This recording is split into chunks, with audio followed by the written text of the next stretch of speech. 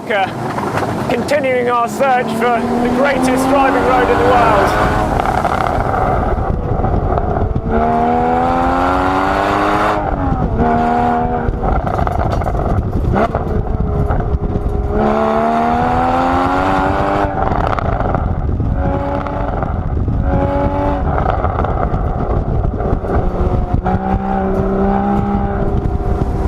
We're going 2 roads, and this is the first. And it's just beautiful.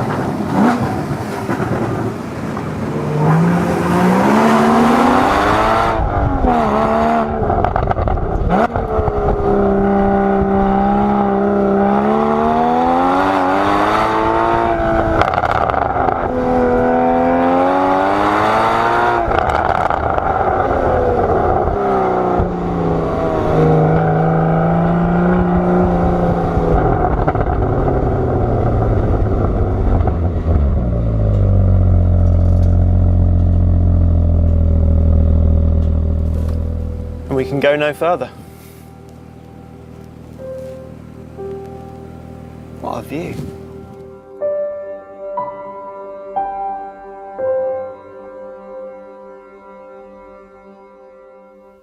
A couple of years ago I went to Majorque on holiday, and I was lured there by sort of tales of great cycling roads and warm weather, I suppose. Like most people, I've probably thought of Majorque as sort of a bit of Brit abroad, beach holiday, package tours, Magaluf, I suppose, above all else. But what I found there was just out of this world, to be honest. And whilst I was cycling up all these amazing mountain roads, all I could think was, I wish I'd got a proper car to come here and drive in. I tried to think what the perfect day would be on Majorque in terms of driving, and I knew we'd have to get up early. I thought we could start out at Cap Formentor, because it's, well, you get the sunrise out there and it's this amazing peninsula, and then we'd steadily work our way across to other roads on the island.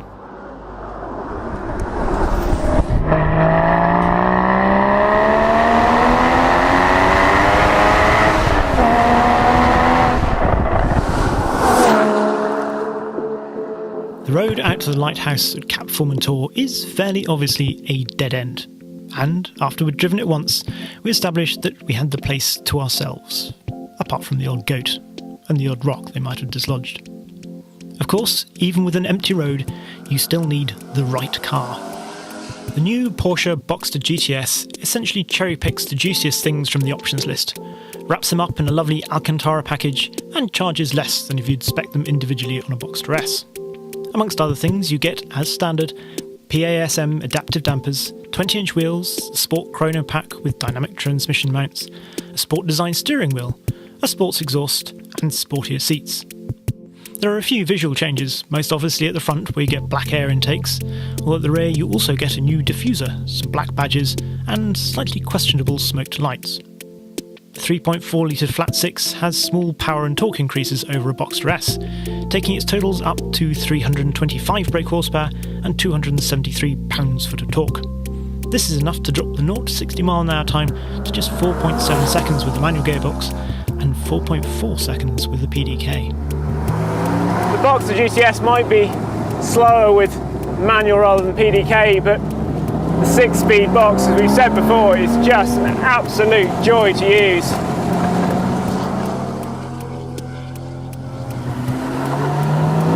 I love the way this road changes as you get further and further out into the sea. You start off amongst the trees and then you get out amongst all these rocks and you just see the road across these little inlets. And sometimes you think the road must surely be going to turn back on itself. Lovely as it is to see the sunrise from beneath the lighthouse, there was another incentive for getting up at dawn to drive this road. The reason is that after about 9 AM, it goes from being one of the most wonderful driving roads in the world to the worst. Coaches, cyclists, hire cars, whatever he's doing, they all begin flocking to this rocky peninsula, clogging the road in the process. Obviously they have every right to come and enjoy it too, but it's time for us to leave. Just before we left all the crowds behind completely, there was one place that we needed to go to, just to sort of pay homage really to the person that built both the roads that we were really there to visit. It's fairly unassuming really, but it's on this wonderful outcrop looking over Porto Poyensa, and it's to Antonio Peretti, who was an Italian engineer who designed both the roads. Driving down from Formentor, the spectacular Tramontana Mountains loom up behind the bright white buildings of Porto Poyensa. It's there that we're heading, and there are numerous wonderful cols that we could take to get up into the mountains. None are for driving quickly in the height of the day's traffic, however, so it's best just to enjoy the views and then find somewhere to have an ice cream, or a siesta, or possibly just find another Porsche to play with.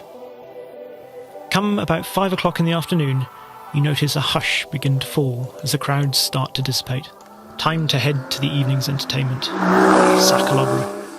The road to get to Sacalobra, it's about, so you go under this stone archway, which was an aqueduct in years gone by, and there's a sort of about 3 miles, I suppose, 2-3 miles when you get up to the top of the col, which are pretty spectacular in themselves. But when you come over the top through this rock cutting, it just gets ridiculous.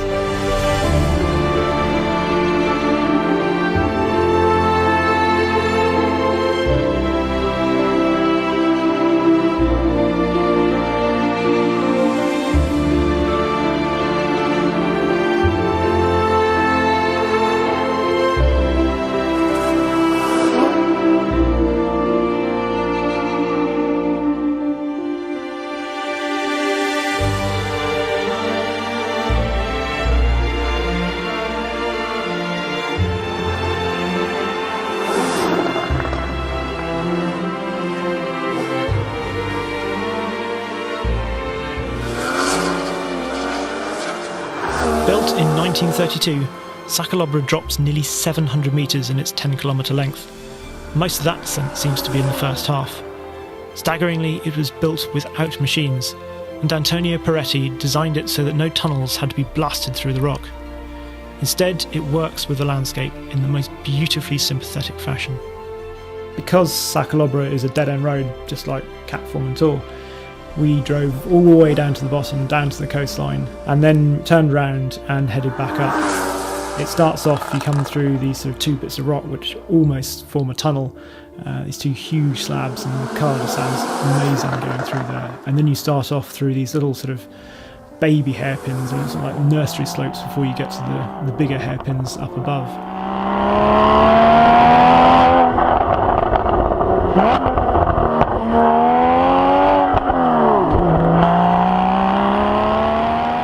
And then it's a sort of a rock garden, and then you come out onto the sort of the main landscape, which is sort of grey and green with all the pampas grass, and it just, you can't believe that somebody has managed to build a road all the way to the top.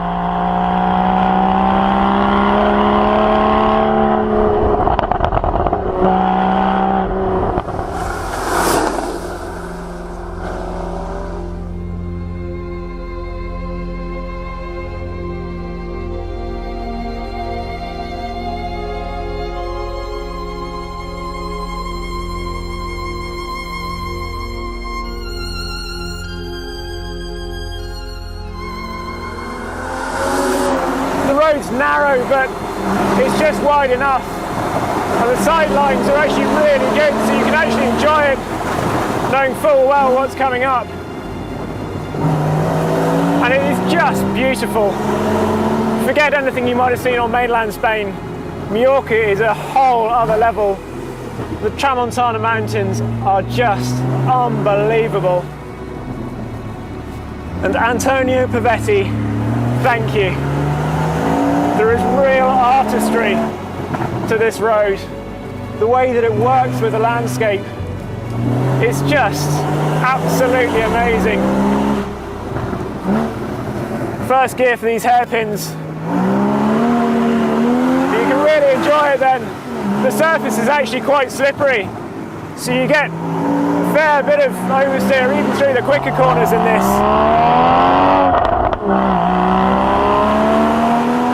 Then as you reach the top and you go under this bridge, you get the crowning Hot Wheels cherry on the cake right at the top of the Sacalobra, with this bit of road that goes round 270 degrees on itself. and back over the top. Just amazing. I love the sound of this car. I'm so glad we got up so early and stayed up so late, because it just makes the best of the roads in Majorque, and I really think they are arguably the most beautiful roads anywhere in the world. Whether they're the greatest driving roads or not, well, I was sitting there trying to decide that then, and to be honest, all I could think to do was just go for another drive.